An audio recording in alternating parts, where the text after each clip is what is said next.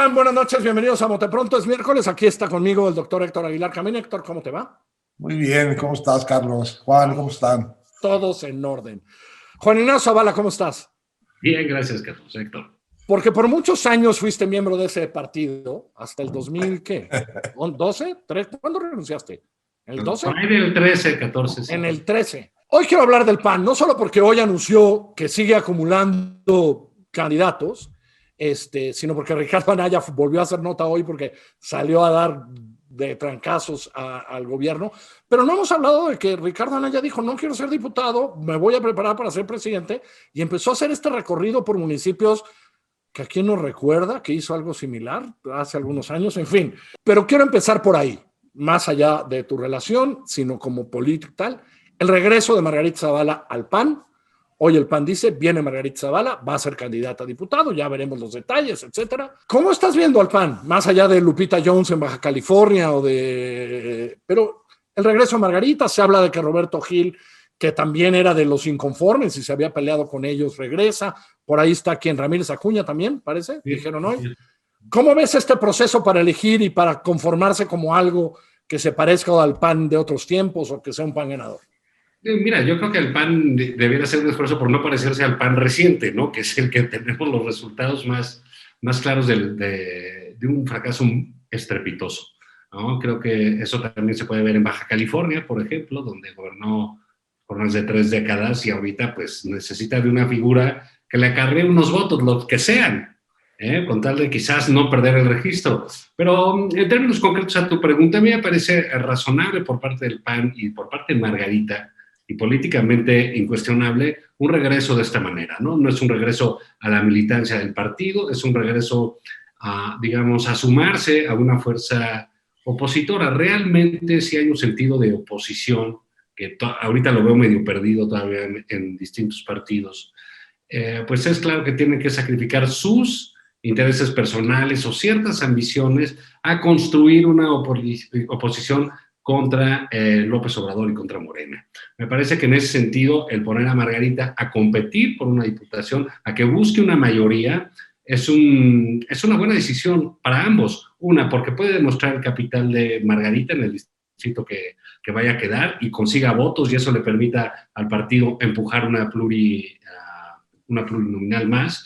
Y otra, pues también le va a permitir a ella manejar su propio capital político, ¿no? Al contar ella con votos. Yo creo que es una buena medida, saca a Margarita ya de un movimiento que pues ya se había perdido, el de México Libre, y rescata esta idea de una candidatura, digamos, no ciudadana, pero sí muy cercana al PAN. Creo que habla bien también de ella, de dejar atrás todos estos pleitos muy fuertes, muy grandes, llenos de muchísimos agravios, incluso personales, entre Margarita, su familia más cercana, y el PAN, ¿no?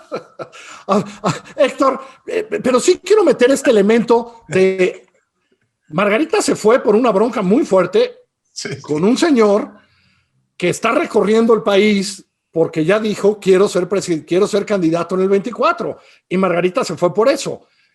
¿Le ves? Bueno, por cierto, en todas las encuestas Ricardo Anaya no le va mal cuando lo ponen como líder de la oposición. Bueno, primero pongo un poco de contexto, ¿no? Así es. Yo creo que estamos urgidos de oposición en México. ¿Para qué? Pues para medio equilibrar un poco este gobierno, este presidente, que parece que va solo.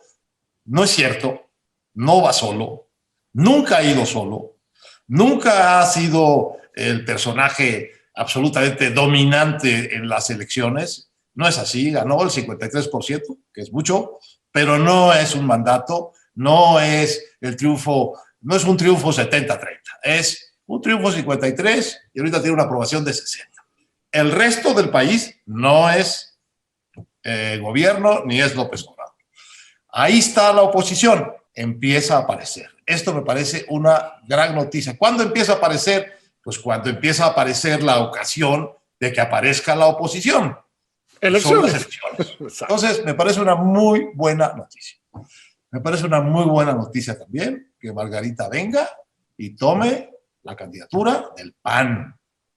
¿Por qué? Porque esto es empezar a corregir errores del PAN que lo condujeron a la derrota en el 2018. Y me parece muy bien también que de pronto Anaya haya decidido salir, por cierto, a imitación de López Obrador recorriendo municipios, pero en imitación también, si recordamos bien, de Vicente Fox, que fue el primero que descubrió el asunto de lanzarse muy anticipadamente, muy por fuera por completo de la ortodoxia del PRI, que nadie se movía. No, al revés, hay que moverse desde antes. Entonces me parece... Claro, Vicente Fox se lanzó 2 o 3 años antes, ¿verdad? Claro, ya. Ahora entonces, me acuerdo. Está retomando dos cosas, Ricardo Anaya, bien. Primero, anticiparse y plantearse de una vez como candidato presidencial y nada más como eso. Y segundo, hacer lo que hizo López Obrador, que finalmente le redituó mucho, irse a conocer el país. Creo que le viene muy bien a Ricardo Anaya, a todos nos vendría muy bien, pero digamos, a un político que quiere ser joven, que quiere ser presidente de México, le va muy bien y creo que va a cosechar mucho en esa gira. De manera que me parece 2 muy buenas noticias, 3, por las personas, porque regrese Margarita, ojalá y se cumplan estas noticias, y por el hecho de que empiece a aparecer Carlos Juan Ignacio, la oposición que le urge al país. Juan, está este PAN que tú mismo dijiste, llevaba 3 años complicado, de broncas, con malos resultados, porque supongo que hablas todavía con algunos que están ahí adentro. ¿Ves a la estructura preparada para una personalidad como la de Margarita? Si Roberto Gil acaba aceptando para una personalidad y una experiencia como la de Roberto, para poder acomodar y conversar cualquiera de estas diferencias y tener a Ricardo, digamos, a Anaya allá en el país. ¿Sí los ves como para volverse eso? Mira, en algunos estados, en algunas localidades, sí lo veo, sin duda. Y bueno, eso también se va a ver con las gubernaturas, el caso de Chihuahua muy significativamente, en otros a Querétaro, Aguascalientes, donde sí hay una buena estructura, ¿no?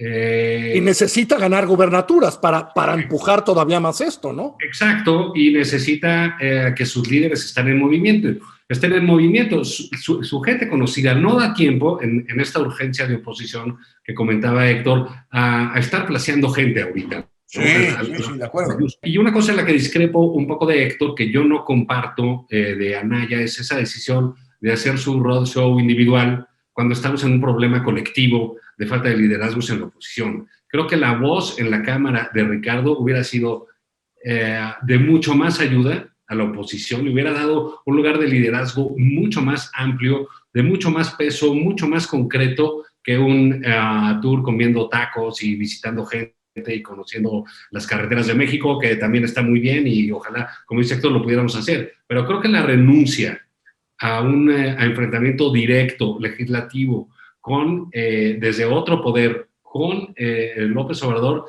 pues hubiera sido de mucho más ayuda a la oposición. Eso es lo que pienso. Creo que liderazgos como el de Ricardo o también el de José Antonio Meade se perdieron inexplicablemente después de las elecciones.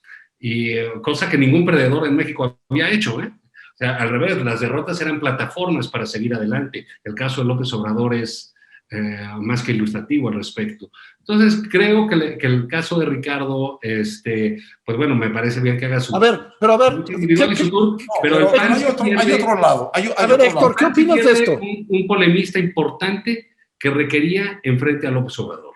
A ver.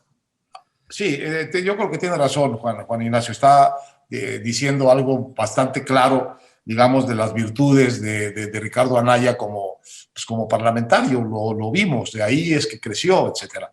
Y sin duda, ese es un espacio, yo estoy de acuerdo en que hubiera sido un espacio como mucho más natural, mucho más seguro, mucho más sólido. Pero la audacia también tiene una dimensión en la política, y hay una cosa que Anaya puede hacer, y que es lo que lo está volviendo, según me dices, Carlos, hoy trending topic, sí, que es ser una voz crítica, sin pelos en la lengua, frente a frente el presidente de la República.